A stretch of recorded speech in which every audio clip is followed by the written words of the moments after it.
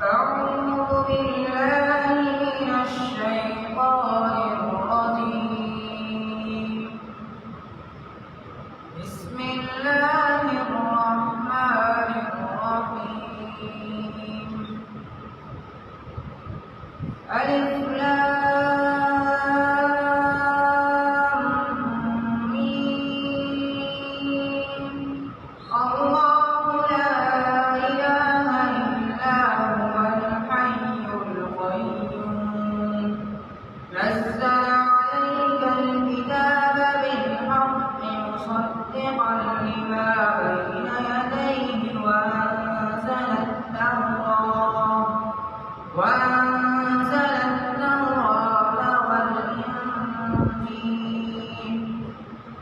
من قبل هدى للناس وأنزل الفرقان. إن الذين كفروا بآيات الله لهم عذاب شديد والله عزيز ذو انتقام. إن الله لا يخفى عليه شيء في الأرض ولا في السماء. هو الذي يصوركم في الأرحام كيف يشاء. لا إله إلا هو العزيز الحكيم. هو الذي أنزل عليك الكتاب منه آيات محكمات وأخر متشابهات. فأما الذين في قلوبهم زيغ فيتبعون ما تشابه عليه ابتغاء تأويله وما يعلم تأويله إلا الله.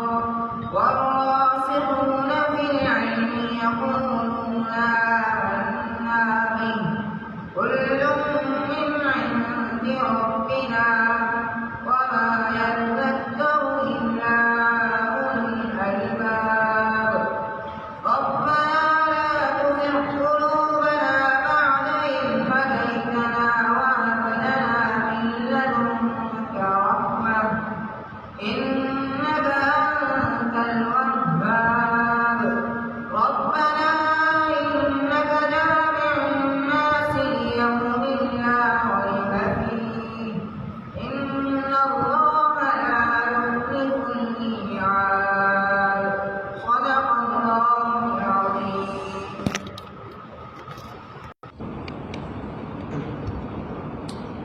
الحمد للہ وکفی وسلام علی عبادہ الذین اصطفی اما بعد. سورۃ آل عمران یہ قرآن کریم کی تیسری صورت ہے. پہلی صورت سورہ فاتحہ، دوسری صورت سورۃ البقرہ اور یہ تیسری صورت ہے آل عمران.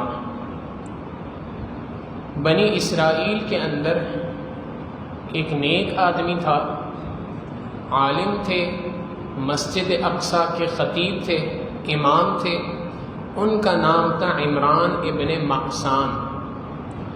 تو ان حضرت عمران کے نام پر اس سورت کا نام رکھا گیا، اس لیے کہ ان کا تذکرہ یہاں پر اس سورت کے اندر موجود ہے. اللہ تعالیٰ نے ان کے خاندان کا تذکرہ فرمایا، اور ان کا جو خاندان ہے وہ بہت ہی زیادہ مختصر سا ہے.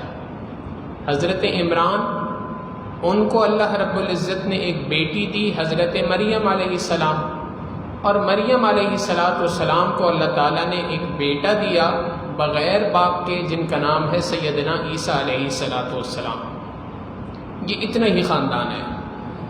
کتابوں میں حدیث مبارکہ سے بات پتہ چلتی ہے کہ سیدنا عیسیٰ علیہ السلام جب قیامت کے قریب دنیا کے اندر دوبارہ نازل ہوں گے تو اس وقت پر وہ اس دنیا کے اندر نکاح فرمائیں گے. اب اس کے بعد اگر کوئی ان سے اولاد ہوتی ہے تو وہ پھر آگے خاندان کی بڑھوتری ہے، ورنہ اس وقت پر اب تک جو خاندان ہے وہ اتنا ہی مختصر ہے.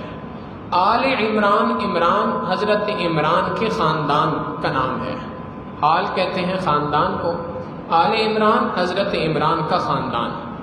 اس صورت کے اندر اللہ تعالیٰ نے حضرت مریم کا اور حضرت عمران کے بارے میں کچھ واقعے کو تذکرہ کیا ہے، اس وجہ سے اس صورت کا نام سورہ آل عمران رکھ دیا۔ یہ صورت بھی مدنی صورت ہے۔ مدنی صورت کا معنی یہ ہے کہ ہجرت کے بعد یہ صورت نازل ہوئی، اور ترتیب قرآنی کے اعتبار سے جیسے ذکر کیا اس کا نمبر 3 ہے، نزول کے اعتبار سے، ترتیب نزولی کے اعتبار سے اس کا نمبر 79 ہے، 89۔ اللہ رب العزت نے اس صورت کے اندر 20 رکوع نازل فرمائے اور کل 200 آیات کو نازل فرمایا۔ قرآن کریم کی طویل ترین صورتوں میں سے ایک صورت سورہ آل عمران ہے۔ سب سے طویل صورت قرآن کریم کی سورہ بقرہ ہے، مگر جو قرآن کریم کی دیگر طویل ترین صورتیں ہیں ان میں سے ایک سورہ آل عمران ہے۔ اللہ رب العزت نے اس صورت کی ابتدا الف لام میم کے نام سے کی۔ الف لام میم یہ حروف مقطعات میں سے ہے، اور اس کی تفصیلی بحث سورہ بقرہ کی ابتدا میں گزر چکی ہے۔ خلاصہ اس کا یہ ہے کہ الف لام میم یا اس طرح کے جو حروف مقطعات ہیں جو مختلف صورتوں کے شروع میں موجود ہیں، یہ سارے کے سارے مخفف ہیں، ایبریویشن ہیں کن الفاظ کا۔ آسان ہم آج کی زبان میں سمجھنا چاہیں تو یوں سمجھ سکتے ہیں کہ دنیا کے اندر مختلف الفاظ ہوتے ہیں جن میں سے ابتدائی حرف کو اٹھا کر اس کا شارٹ کٹ بنا دیا جاتا ہے۔ بہت سارے کالم نگار ہوتے ہیں، اخباروں میں لکھنے والے افراد ہوتے ہیں، وہ اپنے نام کو ظاہر نہیں کرنا چاہتے تو نام کے ابتدا کو لکھ دیا کرتے ہیں۔ ایک مشہور کالم نگار تھے، انتقال ہو گیا کچھ عرصہ پہلے، ان کا ایک اخبار میں کالم آیا کرتا تھا میم شین لکھاری کے نام سے۔ یہ میم شین اصل میں مخفف تھا محمد شفیع کے نام سے۔ اسی طریقے سے دنیا کے اندر ہم بھی دیکھتے ہیں بہت ساری چیزوں کو ایبریویشن مخفف کے نام سے پکارا جاتا ہے۔ ڈی سی کس کو کہتے ہیں؟ Deputy commissioner. A C assistant commissioner. بالکل اسی طریقے سے اللہ رب العزت نے بھی ان صورتوں کے شروع میں جو الف لام میم یا اس طرح کے جو دیگر حروف مقطعات کو ذکر کیا ہے، ان حروف مقطعات کے اندر کچھ راز ہے، یہ مخفف ہے، ایبریویشن ہے کچھ الفاظ کا۔ اب وہ الفاظ کیا ہیں؟ صحیح معنی یہ ہے اس کا، مفسرین اس بات پر متفق ہیں کہ اللہ اعلم بمرادہ، اللہ ہی اس کی مراد کو بہتر جانتا ہے کہ اس سب سے کیا مراد ہے۔ حتمی بات کوئی بھی نہیں کہہ سکتا، اللہ کے علم میں یہ بات ہے، اور اسی حروف مقطعات سے متعلق کچھ بحث اللہ رب العزت نے آج کے اس رکوع کے اندر بھی ذکر کیا ہے۔ ان کو صورتوں کے شروع میں لانے سے مقصد کیا ہے؟ مقصد بہت واضح اور بہت صاف ہے۔ ایک بات تو یہ ہے کہ اس کے ذریعے سے اللہ رب العزت انسانیت کو بتانا چاہ رہے ہیں کہ دیکھو ہماری ذات قادر مطلق ذات ہے، جو چاہتے ہیں وہ کر گزرتے ہیں، جو چاہتے ہیں اس کے کرنے کے لیے ہمیں کن کا لفظ بھی اپنی زبان سے نہیں نکالنا پڑتا، بلکہ جس چیز کا پروردگار ارادہ کرتا ہے وہ چیز ہو جایا کرتی ہے۔ تو لہٰذا ہم نے یہ بات چاہی کہ انہی حروف تہجی جن سے تم حروف بنا کر ان کے معنی سمجھتے ہو، انہی حروف سے ہم نے بھی کچھ الفاظ بنائے ہیں، ذرا ان کے معنی ڈھونڈ کے دکھاؤ۔ انہی حروف تہجی سے تم بھی الفاظ بناتے ہو، انہی حروف تہجی سے ہم نے بھی کچھ الفاظ بنائے ہیں، تم ان کے معنی ڈھونڈ کے دکھاؤ۔ اگر معنی ڈھونڈ لو گے تو اس کا مطلب ہے واقعی تم میں بھی کچھ دم ہے، تم بھی واقعی کوئی شے ہو دنیا کے اندر۔ اور اگر نہیں ڈھونڈ سکتے تو اس بات پر دلیل ہے کہ تم عاجز ہو، اور اللہ رب العزت کی ذات قادر مطلق ہے جس کی جانب سے یہ قرآن کریم نازل کیا گیا۔ اور دوسرا پیغام اس کے ذریعے سے یہ بھی تھا کہ اگر تم یہ سمجھتے ہو کہ نعوذ باللہ اس قرآن کریم کو محمد صلی اللہ علیہ وسلم نے اپنی جانب سے گڑھ لیا ہے تو وہ بھی تمہاری طرح کے انسان ہیں، انہوں نے اگر اس قرآن کے ان الفاظ کو بنایا ہے تو تم بھی ایسے الفاظ بنا کے دکھا دو۔ اگر نہیں بنا سکتے، اور یقیناً نہیں بنا سکتے، تو اس کا معنی یہ ہے کہ یہ قرآن کریم اللہ رب العزت کی جانب سے نازل کردہ کتاب ہے۔ لہٰذا جو کوئی شخص بھی قرآن کریم پڑھ رہا ہے اس کو مختلف صورتوں کے شروع میں اللہ رب العزت کی طرف سے تنبیہ ہو رہی ہے الف لام میم کے ذریعے سے، تم عاجز ہو، اللہ رب العزت قادر ہے، یہ کتاب برحق کتاب ہے جو اللہ رب العزت کی جانب سے اپنے بندے کے اوپر نازل کی ہے۔ اللہ لا الف لام میم، اللہ لا الہ الا ہو، اللہ وہ ذات ہے جس کے سوا کوئی معبود نہیں، لا الہ الا ہو۔ الہن کا جو لفظ قرآن کریم نے ذکر کیا، اس الہ کے معنی معبود کے بھی آتے ہیں، اس الہ کے معنی حاجت روا کے بھی آتے ہیں، اس الہ کے معنی مشکل کشا کے بھی آتے ہیں، اس الہ کے معنی فریاد رس کے بھی آتے ہیں، دستگیر کے بھی آتے ہیں، حاکم کے بھی آتے ہیں، عبادت کے لائق ذات کے بھی آتے ہیں۔ تو لا الہ الا ہو کا معنی یہ بنے گا اللہ وہ ذات ہے جس کے سوا کوئی معبود نہیں، جس کے سوا کوئی حاجت روا نہیں، جس کے سوا کوئی مشکل کشا نہیں، جس کے سوا کوئی فریاد رس نہیں، جس کے سوا کوئی حاکم نہیں، جس کے سوا کوئی عبادت کے لائق نہیں۔ لا الہ الا ہو، وہ کون ہے؟ الحی، زندہ رہنے والا ہے، ہمیشہ سے ہے، ہمیشہ رہے گا۔ اس پروردگار عالم کی نہ تو کوئی ابتدا ہے اور نہ اس کی کوئی انتہا ہے، ہمیشہ سے ہے اور ہمیشہ رہے گا۔ انسانوں کی طرح نہیں ہے کہ کبھی زندگی میں پہلے کوئی اس کا وجود ہی نہیں تھا، عدم سے وجود کے اندر آیا اور پھر وجود سے دوبارہ عدم کی طرف چلے جائے گا۔ پہلے کچھ نہ تھا، پھر انسان بنا، پھر انسان سے ایک دن آئے گا کہ یہ انسان دوبارہ صفحہ ہستی سے مٹ جائے گا۔ تو یہ انسان کی طرح کی ذات نہیں ہے، بلکہ وہ ذات ہے الحی جو ہمیشہ سے ہے، ہمیشہ رہے گی۔ القیوم، اللہ رب العزت قرآن کریم میں اس الحی کے بارے میں فرماتے ہیں کل من علیہا فان، دنیا کے اندر جو کوئی چیز ہے وہ ساری کی ساری فنا ہونے والی ہے، ختم ہونے والی ہے۔ وَيَبْقَى وَجْهُ رَبِّكَ ذُو الْجَلَالِ وَالْإِكْرَامِ، باقی رہنے والی ذات تو صرف تمہارے پروردگار کی ہے جو بہت زیادہ بزرگی والا اور بہت زیادہ عزت والا ہے۔ تو اللہ کے سوا دنیا کے اندر کوئی ہمیشہ سے نہیں ہے اور کوئی ہمیشہ نہیں رہے گا۔ الحی، القیوم، وہ پروردگار کہ جس کی ذات کو کبھی کوئی زوال نہیں، ہمیشہ قائم رہنے والا ہے، اس کی ذات کو خود بھی کوئی زوال نہیں، اور وہ دوسری بات یہ کہ ہر چیز کو وہ قائم رکھنے والا ہے۔ دنیا کے اندر ہر چیز جو آج اپنی جگہ پہ قائم ہے یہ اسی پروردگار کی وجہ سے قائم ہے۔ قرآن کریم میں اللہ رب العزت فرماتے ہیں ان اللہ یمسک السماوات والارض ان تزولا، اللہ رب العزت نے اس آسمان و زمین کو تھام کے رکھا ہوا ہے، ان تزولا، تاکہ یہ اپنی جگہ سے ہلے نہ۔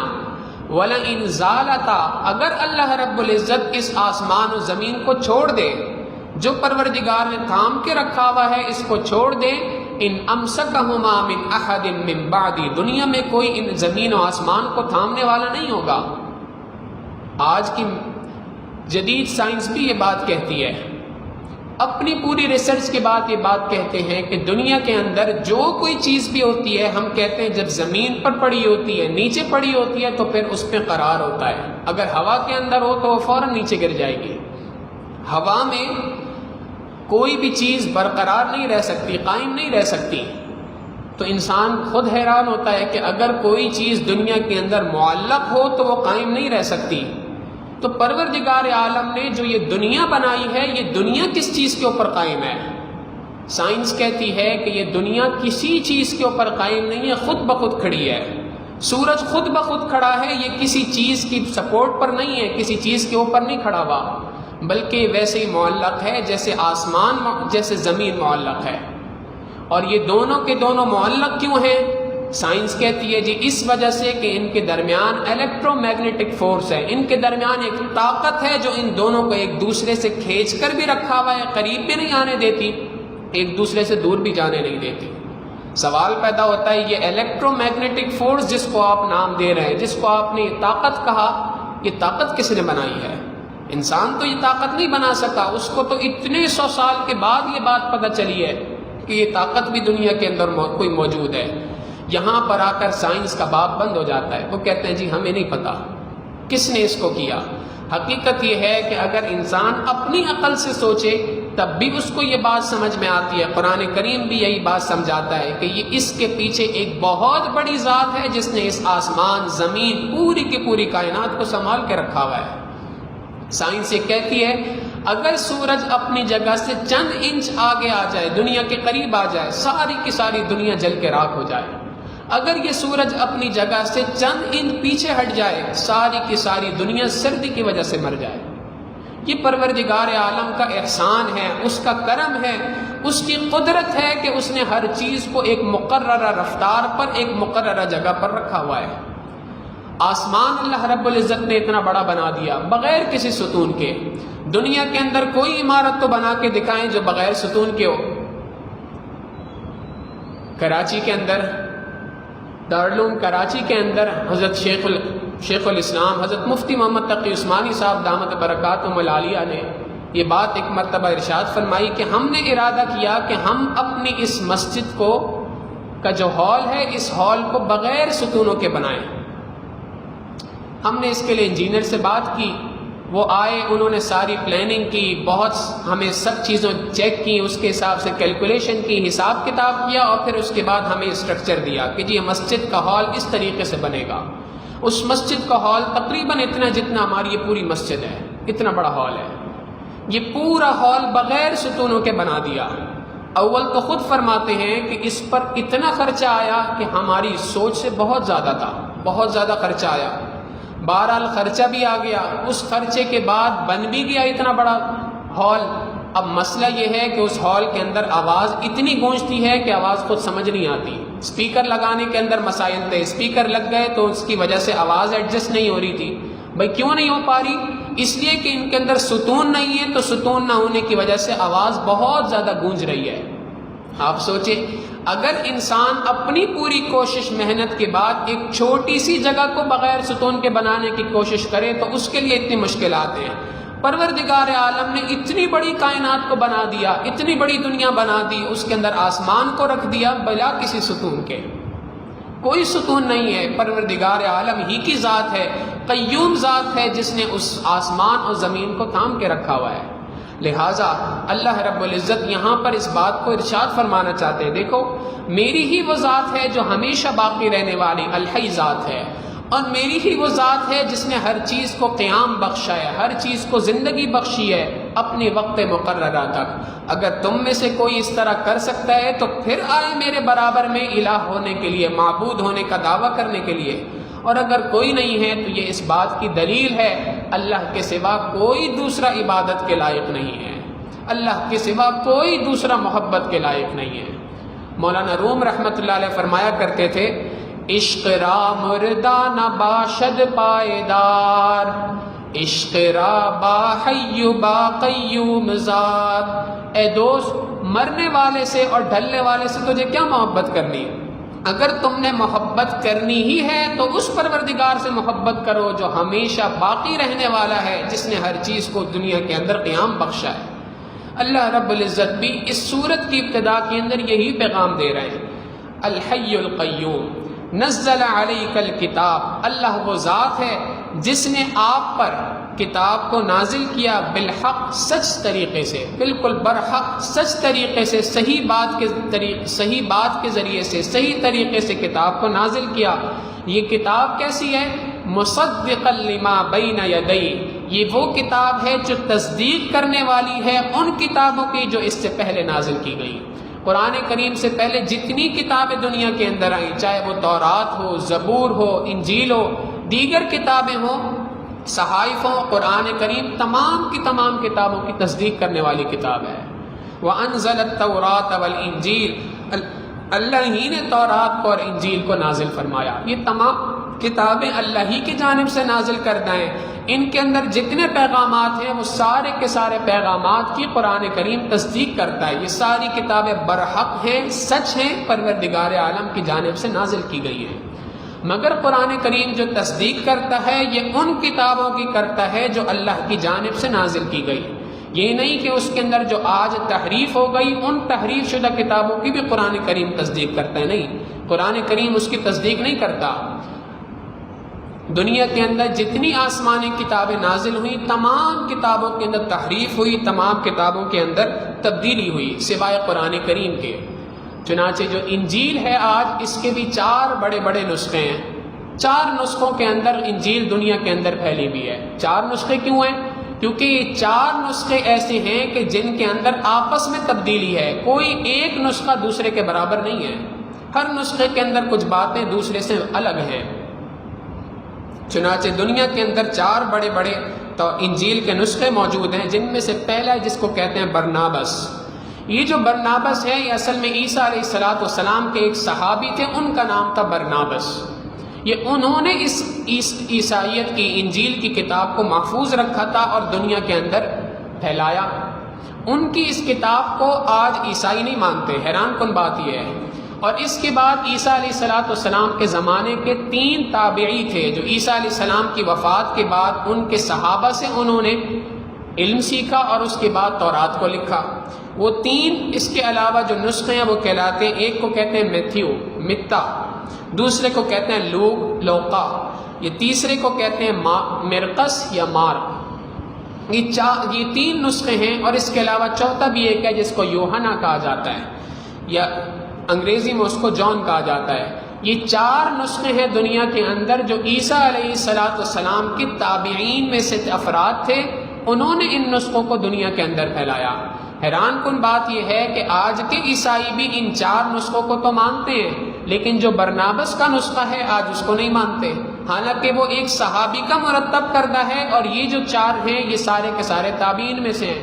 اور اس کی بنیادی وجہ یہ ہے کہ یہ جو برنابس والا نسخہ ہے اس کے اندر واضح طور پہ یہ بات لکھی ہے کہ عیسیٰ علیہ السلام نے یہ بات فرمائی ہے کہ لوگ میرے بعد مجھے اللہ کا بیٹا اور اس کا شریک بنائیں گے، اور دنیا کے اندر ایک نبی آئیں گے محمد الرسول اللہ صلی اللہ علیہ وسلم، وہ آ کر میری صفائی دیں گے۔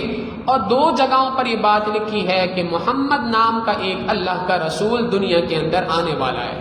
تو چونکہ ان کا جو مذہب ہے اس کی بنیاد ان 2 آیتوں کی وجہ سے، ان 2 چیزوں کی وجہ سے ختم ہو جاتی ہے، اس وجہ سے وہ اس نسخے کو ماننے سے آج انکاری ہیں۔ بہرحال جو قرآن کریم جن نسخوں کی تصدیق کرتا ہے یہ وہ نسخے ہیں جو اللہ رب العزت کی جانب سے منوعاً نازل کیے گئے تھے۔ وَأَنزَلَ التَّوْرَاةَ وَالْإِنجِيلَ مِن قَبْلِ، اور اس سے پہلے اللہ رب العزت نے تورات اور انجیل کو نازل کیا، ہدی للناس، کس لیے کیا؟ لوگوں کی ہدایت کے لیے۔ وَأَنزَلَ الْفُرْقَانَ، اور اللہ رب العزت ہی نے فرقان کو نازل کیا۔ فرقان قرآن کریم کا نام ہے۔ فرقان اصل میں کہتے ہیں ایسی چیز کو جو حق اور باطل کے درمیان، صحیح اور غلط کے درمیان فیصلہ کرنے والی چیز۔ تو قرآن کریم کو بھی فرقان اسی لیے کہتے ہیں کہ یہ قرآن کریم ایک ایسی کتاب ہے جو حق اور باطل کے درمیان فرق کرنے والی کتاب ہے۔ حق اور باطل کا جو معرکہ ہے اس کے درمیان فرق کر دیتی ہے کہ کون سی چیز صحیح ہے، کون سی چیز غلط ہے، کون سی ایسی چیز ہے جو اللہ کی جانب سے نازل ہوئی ہے، اور کون سی ایسی چیزیں ہیں جو دنیا کے اندر لوگوں نے اپنی جانب سے گڑھ لی ہیں۔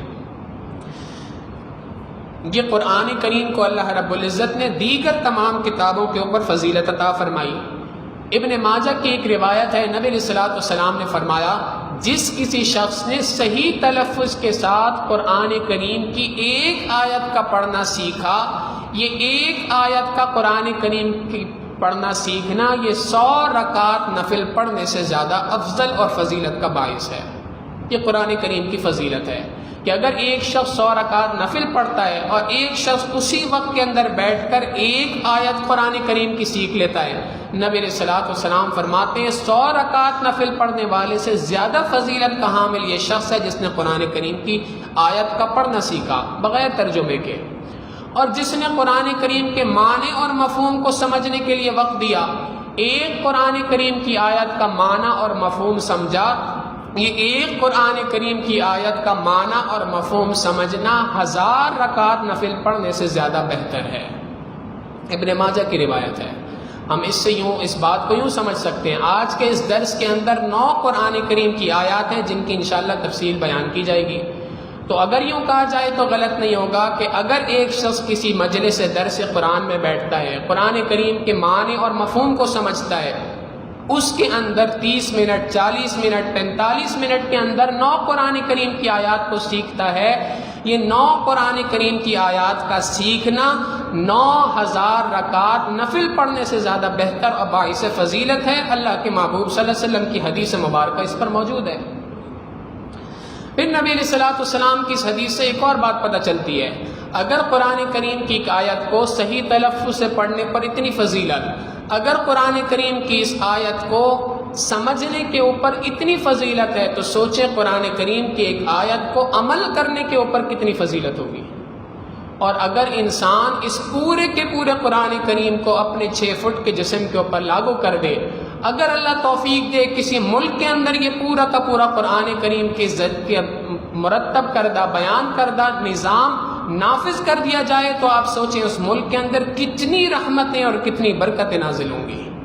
اللہ رب العزت ہمیں بھی وہ منظر دکھائے کہ جب ہمارے اس ملک کے اندر 100% اسلامی نظام قائم ہو۔ اللہ رب العزت فرماتے ہیں وَأَنزَلَ الْفُرْقَانَ، اللہ نے اس قرآن کریم کو نازل کیا۔ إِنَّ الَّذِينَ كَفَرُوا، بے شک جن لوگوں نے کفر اختیار کیا، جن لوگوں نے جھٹلایا بِآیاتِ اللہ، اللہ کی آیاتوں کو، لَهُمْ عَذَابٌ شَدِيدٌ، ان کے لیے سخت عذاب ہے، وَاللَّهُ عَزِيزٌ ذُو انتقام، اور اللہ رب العزت غالب ہے، ذو انتقام، خوب انتقام لینے والا ہے۔ وہ پروردگار عالم کے سامنے جو کوئی شخص اس کے قانون قدرت سے ٹکرانے کی کوشش کرتا ہے، اللہ رب العزت کل قیامت کے دن اس سے خوب انتقام لیں گے۔ آگے کی جو آیات ہیں اس کا ایک پس منظر ہے، اور پس منظر یہ ہے کہ 8 ہجری کے اندر اللہ رب العزت کی رحمت سے فتح مکہ ہوا، مسلمانوں نے مکہ مکرمہ کے اوپر فاتح بن کر اندر داخل ہوئے اور ملک کے مکہ مکرمہ کو بتوں سے پاک کر دیا، اسلام کو نافذ کر دیا۔ اس مکہ مکرمہ میں مسلمانوں کی حکومت آنے کا فائدہ یہ ہوا کہ جتنے قریب کے شہر تھے، طائف تھا، خیبر مدینہ منورہ کے قریب کا شہر تھا، اس طرح کے جتنے شہر تھے ان تمام شہروں کے اندر نبی علیہ الصلوۃ والسلام کی اسلام کی ایک حکومت قائم ہو چکی تھی۔ اس حکومت کے قائم ہونے کی وجہ سے اب یوں کہا جائے تو غلط نہیں ہوگا کہ تقریباً سارے بلاد عرب میں، سارے عرب ملک کے اندر اسلام کا جھنڈا نافذ ہو چکا تھا، اسلام کا جھنڈا بلند ہو چکا تھا، اسلام کا نظام نافذ ہو چکا تھا۔ اسی وقت کے اندر مکہ مکرمہ سے قریب کا ایک شہر ہے جس کو یمن کہا جاتا ہے، یہ طائف کے ساتھ ہی اس کا بارڈر لگتا ہے، سرحد لگتی ہے۔ تو یمن کے اندر جو ہے وہ اس زمانے میں یہودی رہا کرتے تھے۔ نبی علیہ الصلوۃ والسلام نے اپنے وفد وہاں پہ بھیجا کہ ان کو جا کے کہو کہ یا تو تم اسلام لے آؤ، اسلم تسلم، اسلام لے آؤ، اگر تم اسلام نہیں لاتے تو اس صورت میں دوسرا حکم یہ ہے کہ تم جزیہ دے کے ہماری ماتحتی کے اندر رہو، ہم تمہاری جان مال عزت آبرو کے محافظ ہوں گے۔ انہوں نے نبی علیہ الصلوۃ والسلام کی اس پیشکش کو قبول کیا اور جزیہ دینے کے لیے تیار ہو گئے۔ جب یہ واقعہ پیش آیا تو اس یمن کے ساتھ ہی ایک اور شہر تھا جس کا نام تھا نجران، یہاں پر یہودی رہا کرتے تھے۔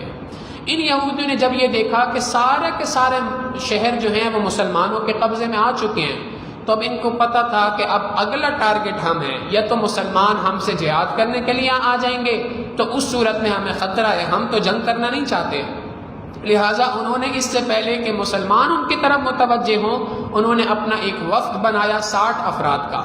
یہ 60 بڑے بڑے افراد تھے، بڑے با اثر قسم کے لوگ تھے، عیسائیوں کے علماء اس کے اندر تھے، اس زمانے کے جو مالدار قسم کے سردار لوگ تھے وہ اس کے اندر موجود تھے۔ یہ 60 افراد کا وفد نبی علیہ الصلوۃ والسلام کی خدمت میں آیا کہ ہم آپ کی اطاعت و فرما برداری قبول کرنا چاہتے ہیں، ہم اپنے دین پر عمل کریں گے اور آپ کے ماتحتی میں رہنا چاہتے ہیں، بتائیے جزیے کے کیا حقوق، ہمارے اوپر کیا حقوق ہیں اور ہمارے حق میں کیا حقوق ہیں، دونوں کے دونوں ہمیں بتا دیجئے، آپ ہمیں کیا حقوق دیں گے اور کیا حق ایسا ہے جو ہم نے آپ کا ادا کرنا ہے، جزیہ کتنا ہوگا، کیا ہوگا، ساری تفصیلات ہمیں بتا دیں۔ یہ طے کرنے کے لیے 60 افراد کا وفد نبی علیہ الصلوۃ والسلام کی خدمت میں آیا۔ جب یہ یہاں پر پہنچے تو انہوں نے جب سارے معاملات طے کر دیے تو نبی علیہ الصلوۃ والسلام سے ایک سوال کر دیا کہ آپ سے ایک سوال ہے۔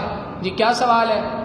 اللہ رب العزت نے عیسیٰ علیہ الصلوۃ والسلام کو دنیا کے اندر بھیجا، یہ آپ کا بھی عقیدہ ہے، ہمارا بھی عقیدہ ہے، ہم عیسیٰ علیہ الصلوۃ والسلام کو اللہ کا ایک رکن مانتے ہیں، یعنی اللہ کو ان لوگوں کا عقیدہ تھا کہ اللہ رب العزت ان اللہ ثالث ثلاثہ، 3 میں سے 1 ہے، 3 میں سے 3 ہے، یعنی اللہ رب العزت خدا جس کو کہا جاتا ہے وہ پروردگار عالم کی بھی ذات ہے، عیسیٰ ابن مریم کی بھی ذات ہے، حضرت مریم علیہ الصلوۃ والسلام کی ذات، ان تینوں کے مجموعے کو خدا کہا جاتا ہے۔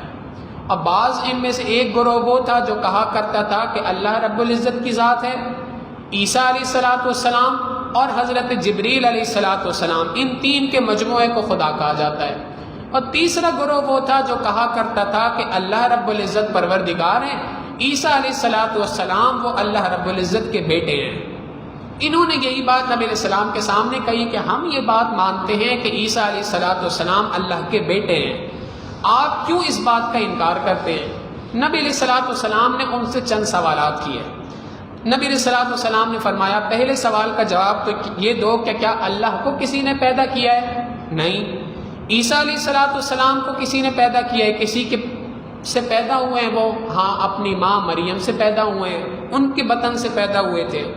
دوسرا یہ بتاؤ کہ اللہ رب العزت کسی ماں کے رحم کے اندر رہے ہیں؟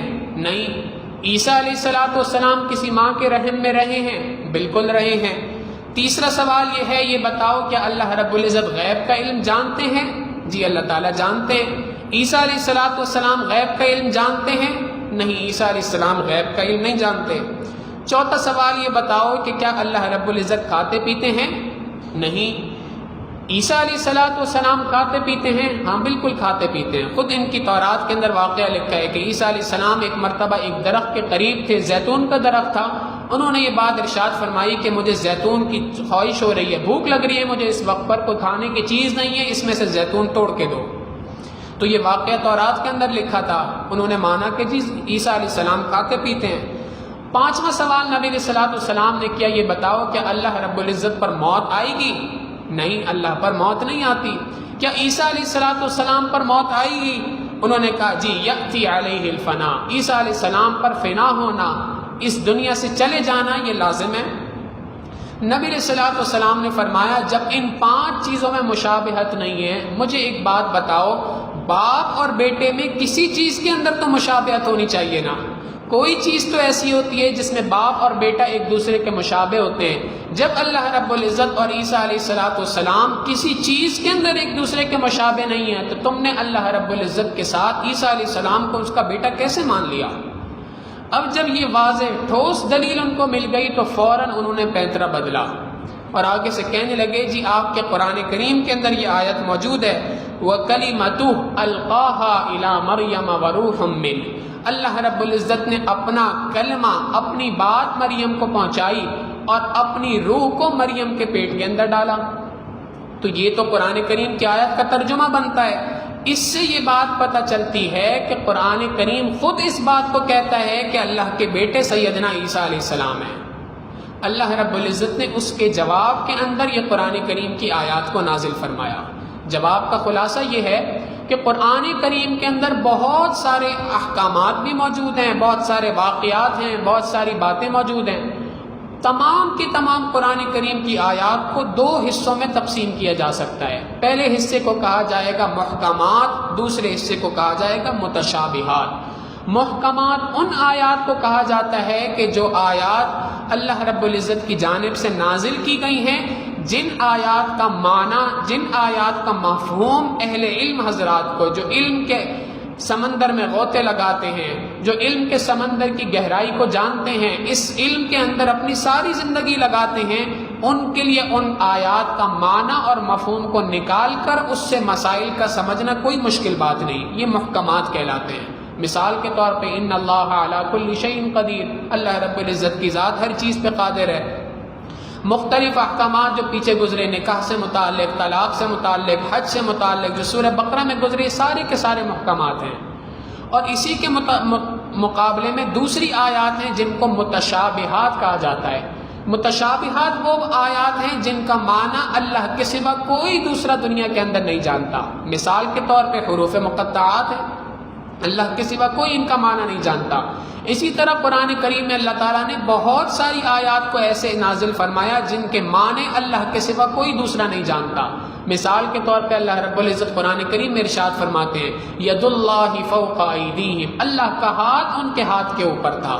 پروردگار عالم جسم سے پاک ہے، نہ اللہ کا کوئی ہاتھ ہے، نہ اللہ کا پاؤں ہے، نہ اللہ کا کوئی چہرہ ہے، کوئی بھی چیز نہیں ہے۔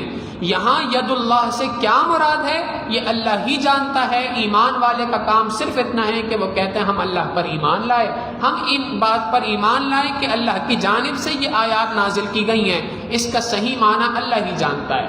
قرآن کریم میں اللہ رب العزت نے اپنے لیے ساق کا لفظ استعمال کیا. کل قیامت کے دن اللہ اپنی پنڈلی کو ظاہر کرے گا. اللہ رب العزت کی ذات جسم سے پاک ہے, اس کے لیے پنڈلی ثابت نہیں ہے. یہاں ساق سے کیا مراد ہے یہ اہل علم بھی یہی بات کہتے ہیں کہ اس کی مراد اللہ ہی جانتا ہے. اسی طریقے سے کلمۃ القاہا الی مریم وروح من میں روح سے کیا مراد ہے یہ معنی بھی اللہ رب العزت ہی کی ذات جانتی ہے, کسی اور کو اس کا معنی نہیں پتا. تو اللہ رب العزت نے یہ جواب یہاں پر دیکھ کر ایمان والوں کو یہ بات سمجھا دی کہ تم ان کے معنوں کے اندر نہ پڑو, اس کے معنی فاسدہ نکال کر, غلط معنی نکال کر اپنے آپ کو ہلاکت کے اندر نہ ڈالو, جیسے یہ عیسائی اس وقت پر اپنے آپ کو ہلاکت میں ڈال رہے ہیں. اللہ رب العزت فرماتے ہیں ان اللہ لا یخفی علیہ شیء فی الارض ولا فی السماء. آسمان و زمین میں اللہ سے کوئی چیز پوشیدہ نہیں. اللہ رب العزت ہر چیز کا جاننے والا ہے. کیا عیسیٰ علیہ السلام ہر چیز کے جاننے والے ہیں؟ نہیں. جب یہ دونوں اس چیز کے اندر برابر نہیں تو تم نے کیسے اللہ کے برابر عیسیٰ علیہ السلام کو سمجھ لیا؟ هو الذی, اللہ وہ ذات ہے, یصورکم فی الارحام کیف یشاء, جیسے اس نے چاہا اس طرح تمہیں ماں کے رحموں کے اندر بنا دیا. کیا عیسیٰ علیہ السلام کے اندر یہ قدرت ہے؟ اگر نہیں ہے اور حقیقتاً نہیں ہے تو پھر تم ان کو اللہ کے برابر کیسے سمجھتے ہو؟ لا الہ الا ہو, لہٰذا اللہ کے سوا کوئی معبود نہیں, کوئی حاجت روا نہیں, کوئی مشکل کشا نہیں, کوئی فریاد رس نہیں, کوئی عبادت کے لائق نہیں, کوئی محبت کے لائق نہیں. هو العزیز الحکیم, اللہ کی ذات زبردست حکمت والی ہے. هو الذی, اللہ ہی وہ ذات ہے, انزل علیک الکتاب, جس نے آپ پر کتاب کو نازل کیا, منہ آیات محکمات, جن کے اندر بعض محکم آیتیں ہیں, ام الکتاب جو اصل کتاب ہے, کتاب کا قرآن کریم کا اصل ہے, وَأُخَرُ مُتَشَابِهَاتٍ, اور بعض آیتیں متشابہات میں سے ہیں. فَأَمَّا الَّذِينَ فِي قُلُوبِهِمْ زَيْغٌ, بس جن لوگوں کے دلوں کے اندر ٹیڑھا پن ہے, جن کے دلوں کے اندر بیماریاں ہیں, جن کے دل بیمار ہیں, ٹیڑھا پن کا شکار ہیں, فَيَتَّبِعُونَ مَا تَشَابَهَ مِنْهُ, تو وہ پیروی کرتے ہیں ان متشابہات کی جو اللہ نے نازل کی, ابتغاء الفتنتی, فتنے کو چاہتے ہوئے, وابتغاء تأویلی, اور اس میں اپنی مرضی سے تعویل کرنا, اپنے مرضی کے معنی نکالنے کی کوشش کرتے ہیں. حالانکہ حقیقت یہ ہے وما يعلم تأویلہ الا اللہ, ان آیتوں کا معنی اور اس کی تعویل اللہ کے سوا کوئی نہیں جانتا. والراسخون فی العلم, اور جو علم کے اندر پختگی رکھنے والے لوگ ہیں, یقولون, وہ یہ بات کہتے ہیں, آمنا بھی, ہم ان آیتوں پر ایمان لائے. وہ بس اتنی بات کہتے ہیں کہ ہم ان آیتوں پہ ایمان لائے, اس کا صحیح معنی کیا ہے یہ اللہ ہی جانتا ہے. کل من عند ربنا, یہ ساری کی ساری آیتیں ہمارے پروردگار کی جانب ہی سے نازل کی گئی ہیں. وما یذکر الا اولو الالباب, اور قرآن کریم سے نصیحت تو وہی حاصل کرتے ہیں جو واقعتاً عقل مند لوگ ہوتے ہیں, جن کے اندر عقل ہوتی ہے. وہ عقل کے بلبوتے کے اوپر, عقل سے مراد یہاں اللہ کی جانب سے عطا کردہ نصیحت کے قبول کرنے کی صلاحیت ہے. اللہ رب العزت کی جانب سے جو نصیحت کو قبول کرنے کی صلاحیت ہے, یہ اس صلاحیت کے بلبوتے کے اوپر ہی اللہ رب العزت کی آیات پہ نصیحت کو حاصل کرتے ہیں. لہٰذا یہاں تک اس بات کو سمجھ لینا کہ جن کے دلوں میں ٹیڑھا پن ہوتا ہے وہی متشابہات کے پیچھے لگتے ہیں, وہ یہ قرآن کریم کی ان آیتوں کے اندر فاسد تعویلات کرتے ہیں. ایمان والا آدمی ہو, اہل علم میں سے ہو, وہ فوراً اپنے سر کو جھکا لیتا ہے اور کہتا ہے کہ میں جانتا ہوں یہ پروردگار کی جانب سے نازل کی گئی کتاب ہے, پروردگار کی جانب سے نازل کی گئی آیات ہیں, ان کا صحیح معنی صحیح مفہوم اللہ کے سوا کوئی نہیں جانتا. جب یہ بات اللہ رب العزت نے ارشاد فرمائی, اب یہ بات ہو سکتی تھی کہ کسی انسان کے دل کے اندر میل آ جائے, کسی انسان کے قلب کے اندر, دل کے اندر یہ بات آ جائے کہ جی یہ تو سارے ٹیڑھے لوگ ہیں, یہودی ہیں, عیسائی ہیں, انہوں نے تو اللہ کی وحدانیت کو قبول نہیں کیا, میں ہدایت کے اوپر ہوں, یہ اللہ رب العزت کی جانب سے فضل ہے, یہ میرا کمال ہے کہ میں ہدایت پر ہوں.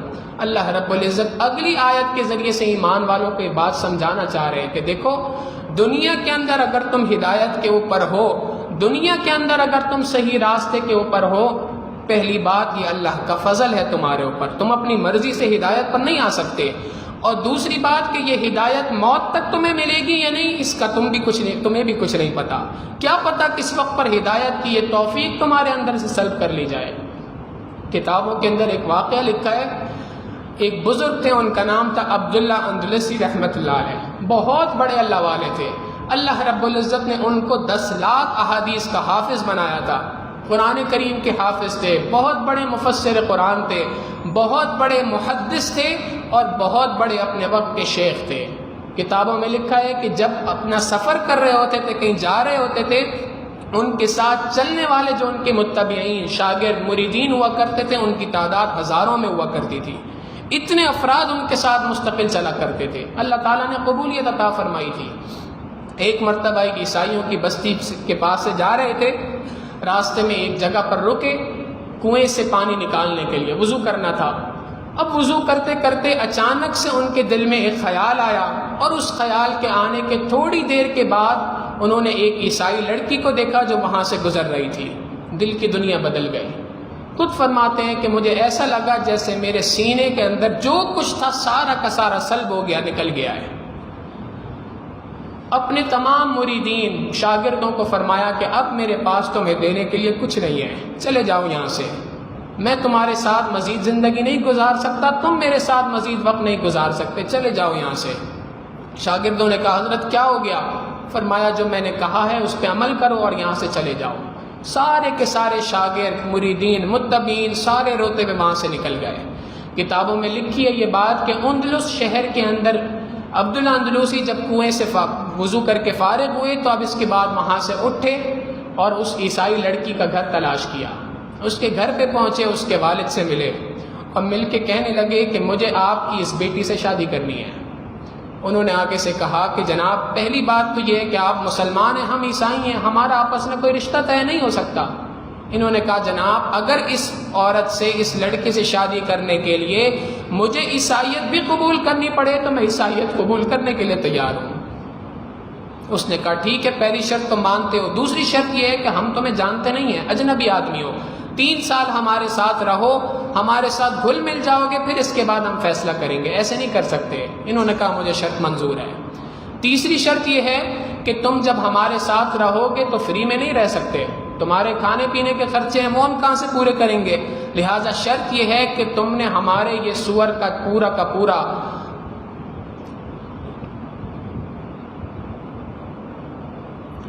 ہمارے یہ سوروں کا ریوڑ ہے، اس ریوڑ کو تم نے چلانا ہے، اس کو روزانہ چراؤ اور صبح لے جایا کرو، ان کو چرا کے شام میں واپس لایا کرو۔ انہوں نے کہا مجھے یہ شرط بھی منظور ہے۔ چنانچہ انہوں نے یہ کام کرنا شروع کر دیا۔ اب یہ جو شاگرد تھے یہ یہاں سے اٹھے اور روتے ہوئے اپنے گھروں کو اپنے شہر واپس پہنچے۔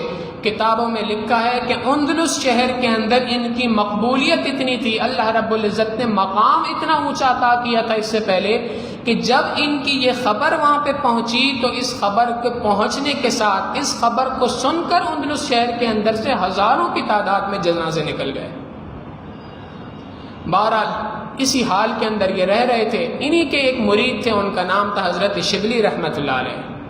وہ یہ بات جانتے تھے کہ اللہ رب العزت کی جانب سے بعض اوقات انسان کو مختلف طریقوں سے آزمایا جاتا ہے۔ سمجھتے تھے کہ میرے شیخ میرے مرشد وہ ایک ہدایت کے راستے پہ تھے، یا اللہ رب العزت کی جانب سے کوئی ابتلا ہے، آزمائش ہے ان کے اوپر۔ چنانچہ کافی وقت گزر گیا، ایک مرتبہ تقریباً سال گزرنے کے بعد انہوں نے سوچا میں جاؤں اور جا کر اپنے شیخ کا حال تو پتہ کروں۔ وہاں پر جا کے لوگوں سے کہا جی میرے شیخ ہیں، اتنے بڑے عالم ہیں، اتنے بڑے محدث ہیں، عبداللہ اندلسی ان کا نام ہے، وہ یہاں پر ہوں گے، ان کے بارے میں بتائیے۔ لوگوں نے کہا ہم اس شہر کے اندر کسی عالم کسی محدث کو نہیں جانتے۔ جب انہوں نے ان کا حال کیا بتایا تو انہوں نے کہا اچھا وہ آدمی وہ تو ایک عیسائی ہے، فلاں جنگل میں چلے جاؤ، سور چرا رہا ہوگا۔ یہ وہاں پر پہنچے تو وہاں پہ پہنچ کے دیکھا عبداللہ اندلسی رحمۃ اللہ علیہ اسی جبے کے اندر تھے، اسی عصا کے ساتھ کہ جس عصا کے ساتھ کبھی کھڑے ہو کر مسجد کے اندر جمعے کا خطبہ دیا کرتے تھے، آج اسی عصا کے ساتھ سوروں کو چرا رہے ہیں۔ یہ وہاں پہ پہنچے، اپنے شیخ کو دیکھا، فرمایا حضرت یہ آپ نے اپنی کیا حالت بنا رکھی ہے۔ شیخ کو بھی احساس ہوا، عبداللہ اندلسی رحمۃ اللہ علیہ نے بھی خوب رونا شروع کر دیا۔ دونوں روتے رہے۔ کافی دیر کے بعد اب انہوں نے کہا حضرت آپ تو قرآن کریم کے حافظ تھے، کوئی آیت قرآن کریم کی یاد ہے؟ فرمایا شبلی سب کچھ بھول گیا ہوں۔ حضرت کوئی آیت تو یاد ہوگی؟ ہاں ایک آیت یاد ہے۔ کون سی؟ من یہن اللہ فما لہ من مکرم، اللہ جس کو رسوا کرنے پہ آ جائے کوئی اس کو عزت نہیں دے سکتا۔ حضرت آپ تو لاکھوں حدیثوں کے حافظ تھے، شبلی سب بھول چکا ہوں۔ حضرت کوئی تو حدیث یاد ہوگی؟ ہاں شبلی ایک ہی یاد ہے۔ کیا؟ من بدل دینہ فاقتلہ، جو اپنے دین کو بدل دے اس کو قتل کر دو۔ اب یہ حدیث مبارکہ تلاوت کی اور اس کے بعد خوب رونا شروع کر دیا۔ پروردگار عالم سے دعا کی، اے اللہ میں آپ سے یہ امید تو نہیں رکھا کرتا تھا کہ آپ مجھے اس حال کے اندر پہنچا دیں گے۔ بہرحال توبہ طائب ہوئے۔ کتابوں میں لکھا ہے اللہ رب العزت نے پہلے 10 لاکھ احادیث کا حافظ بنایا تھا، اس کے بعد اس سے دگنی تعداد 20 لاکھ احادیث کا حافظ بنایا۔ اللہ رب العزت نے وہ تمام علوم دینیہ واپس عطا کیے، ساری ان کی جو نعمتیں باطنی اور ظاہری تھیں اللہ تعالیٰ نے لوٹا دی، اور ان سے اللہ نے خوب دین کا کام لیا۔ حضرت شبلی رحمۃ اللہ علیہ فرماتے میں نے ایک مرتبہ حضرت سے پوچھا حضرت اتنی بڑی آزمائش آپ کے اوپر آئی، کیا وجہ تھی اس کی؟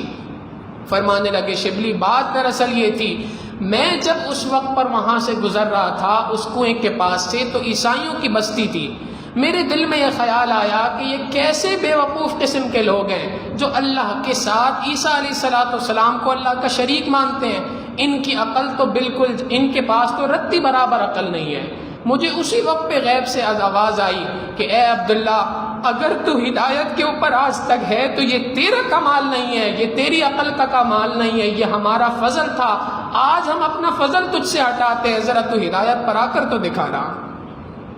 قرآن کریم کے اندر بھی اللہ رب العزت اس آیت کے اندر یہی بات انسانوں کو بتا رہے ہیں کہ دیکھو تم آج ہدایت پہ ہو، پہلی بات اللہ کا شکر ادا کرو، دوسری بات مرتے دم تک اس بات کا غم تمہارے اندر ہونا چاہیے، کہیں ایسا نہ ہو مرنے سے پہلے ہدایت کی توفیق مجھ سے سلب کر لی جائے۔ لہٰذا یہ دعا مانگتے رہنا، ربنا اے ہمارے پروردگار لا تزغ قلوبنا بعد اذ ہدیتنا، ہدایت کے بعد ہمارے دلوں کو اس ہدایت سے پھیر نہ دینا، وہب لنا من لدنک رحمہ، اور ہمیں اپنی رحمت عطا فرما، انک انت الوہاب، بے شک آپ خوب عطا کرنے والے ہیں۔ نبی علیہ الصلوۃ والسلام نے بھی اس کے ساتھ ایک دعا اور سکھائی، یا مقلب القلوب ثبت قلوبنا علی دینک، اے دلوں کو پھیرنے والے، اے دلوں کو تبدیل کرنے والے، ہمارے دلوں کو دین کے اوپر ثابت قدم رکھ، یا مصرف القلوب، اے دلوں کو ہدایت سے پھیرنے والے، صرف قلوبنا علی طاعتک، ہمارے دلوں کو اپنی اطاعت اور فرما برداری کی طرف پھیر دے۔ ہمیں چاہیے کہ ہم ان دونوں دعاؤں کو اپنے معمول کے اندر شامل کریں اور اللہ سے مانگتے رہیں کہ اے اللہ موت تک ہمیں ہدایت کی توفیق عطا کرتے رہنا اور ہم سے اس ہدایت کی نعمت کو سلب نہ کر لینا۔ ربنا اے ہمارے پروردگار انک جامع الناس لیوم لا ریب فیہ، بے شک آپ لوگوں کو جمع کرنے والے ہیں اس دن جس کے بارے میں کوئی شک نہیں، ان اللہ لا یخلف المیعاد، بے شک آپ کبھی بھی اپنے وعدے سے خلاف ورزی کرنے والے نہیں ہیں۔ اللہ رب العزت نے اس آیت کے ذریعے سے، اس قرآن کریم کے اس رکوع کے ذریعے سے انسانوں کو بتا دیا کہ دیکھو اگر تم ہدایت کے اوپر ہو تو یہ واقعی تمہارا کمال نہیں ہے، یہ کمال والے کا کمال ہے کہ اس نے تمہیں ہدایت کی توفیق عطا فرمائی ہے۔ لہٰذا ساری زندگی پروردگار سے مانگتے رہو، اے اللہ مجھے ثابت قدمی عطا فرما، مجھے دین پر استقامت عطا فرما۔ بالخصوص اس پرفتن دور کے اندر ہمیں یہ دعا زیادہ مانگنی چاہیے کہ جس کے بارے میں نبی علیہ الصلوۃ والسلام نے بات فرما دی کہ ایمان کا انسان کے دل سے نکلنا اتنا آسان ہو جائے گا کہ جیسے ایک شخص صبح کو مومن ہوگا شام کو اپنے گھر لوٹے گا تو وہ شخص کفر کے اندر ہوگا۔ عبداللہ ابن عباس رضی اللہ تعالیٰ عنہ نے اسی بات کو اپنے انداز میں سمجھایا، فرمانے لگے کہ ایمان انسان کے دل میں داخل ہونے کے بعد نکلنا اتنا ہی آسان ہے جیسے یہ دو ہاتھوں کی انگلیاں ایک دوسرے سے جتنی آسانی کے ساتھ نکل جایا کرتی ہیں۔ اللہ رب العزت سے دعا ہے کہ پروردگار عالم ہمارے ایمان کی حفاظت فرمائے۔ یہاں پر ایک لفظ قرآن کریم کا آیا انک انت الوہاب، آپ خوب عطا کرنے والے ہیں۔ اسی آیت کے ذیل میں بہت سارے مفسرین نے ایک بات لکھی ہے اور وہ یہ ہے کہ اللہ رب العزت کے 3 نام ہیں.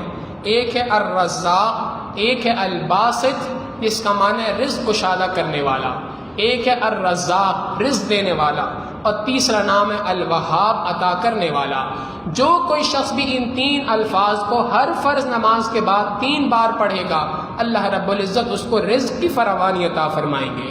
اس کے پڑھنے کا طریقہ یہ ہے کہ جب انسان نماز کے بعد سلام پھیرے 3 بار پڑھے، یا باسط یا رزاق یا وہاب، یا باسط یا رزاق یا وہاب، یا باسط یا رزاق یا وہاب. 3 بار ان الفاظ کا پڑھنا کوئی مشکل کام نہیں ہے، 10 سیکنڈ اس کے اندر نہیں لگتے، اور اس کے بدلے اجر اتنا بڑا ہے کہ اللہ رب العزت اس کے بدلے انسان کے اوپر جو پریشانیاں رزق کے اعتبار سے ہیں اللہ تعالیٰ اس کو دور فرماتے ہیں. اللہ رب العزت ہمیں ان تمام باتوں کے اوپر عمل پیرا رہنے کی توفیق عطا فرمائے. وآخر دعوانا ان الحمد للہ رب العالمین. سبحان رب جلال الوہاب. اللہم صلی علی سیدنا محمد وعلی آل سیدنا محمد وبارک وسلم. ربنا ظلمنا انفسنا وإن لم تغفر لنا وترحمنا لنكونن من الخاسرین. ربنا لا تزغ قلوبنا بعد إذ هديتنا وهب لنا من لدنك رحمة إنك أنت الوهاب. وصلى الله تعالى على حبيبه سيدنا محمد وآله وأصحابه أجمعين برحمتك يا أرحم الراحمين.